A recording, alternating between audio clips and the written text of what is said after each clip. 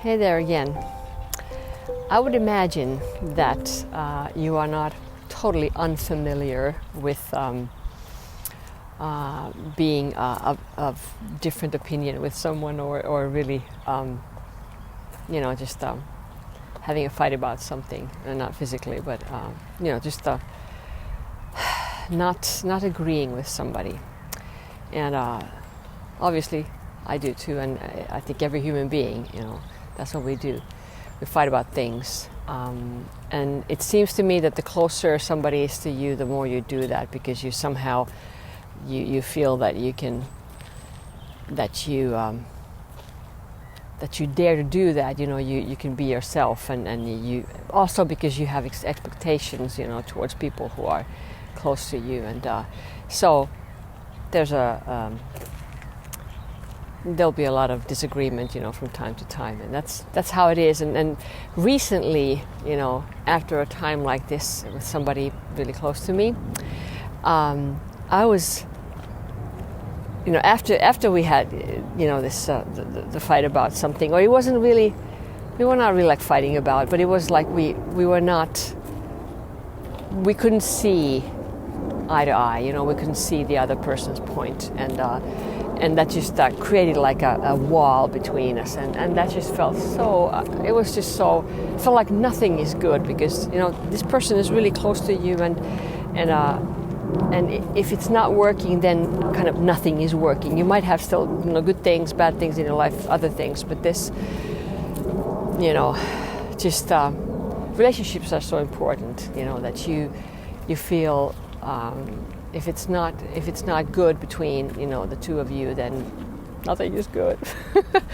But then we were reconciled, and that feeling, it was just like, oh, finally, now everything is okay now, And of course, again, a lot of things hadn't changed, but still, it felt like everything is okay, now we are reconciled, and now we're okay now, we're friends again, and then I started to think about one other relationship, which is even more primary. I mean, we have our people who are close to us, but then there is God, and the relationship to Him and with Him.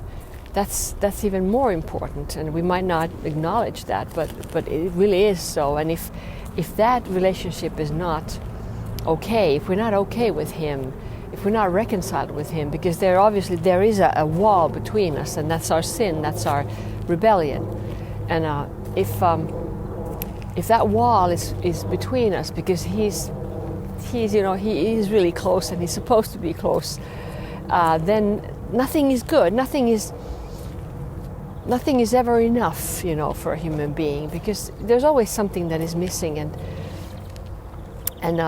it would remain so if God didn't take the initiative and do something so that this could be restored, so that we could be restored and our relationship could be restored. And He did that in Jesus. In Jesus, in His death and His resurrection, the wall between us was really taken down, so that now, if we want to have this really, really good relationship with Him, which actually is our life, is our only way to life, then we can. But I want to read from my Bible with me, from the 2 Corinthians. The Bible talks about this as well. It says here, 2 Corinthians 5.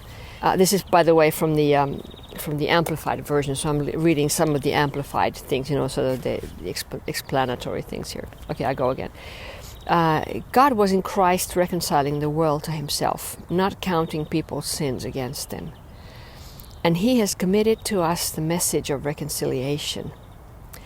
So we are ambassadors for Christ, as though God were making His appeal through us. We plead with you on behalf of Christ to be reconciled to God. He made Christ, who knew no sin, to judicially be sin on our behalf, so that in Him we would become the righteousness of God. That is, we would be made acceptable to Him and placed in a right relationship with Him by His gracious loving kindness. I wanted to read it from the Amplified Version because I think it kind of explains the point even more sort of in detail. But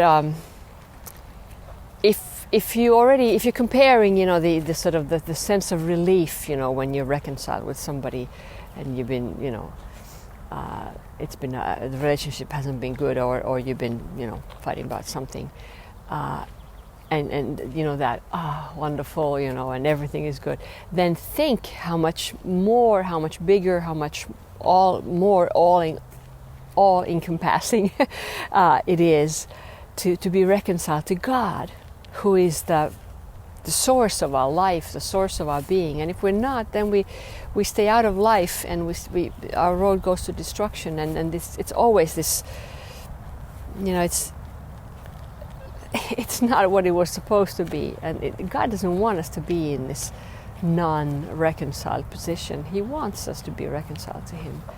But we need to make that move. We need to take the decision. I want that. I want to follow Him. I want to be reconciled.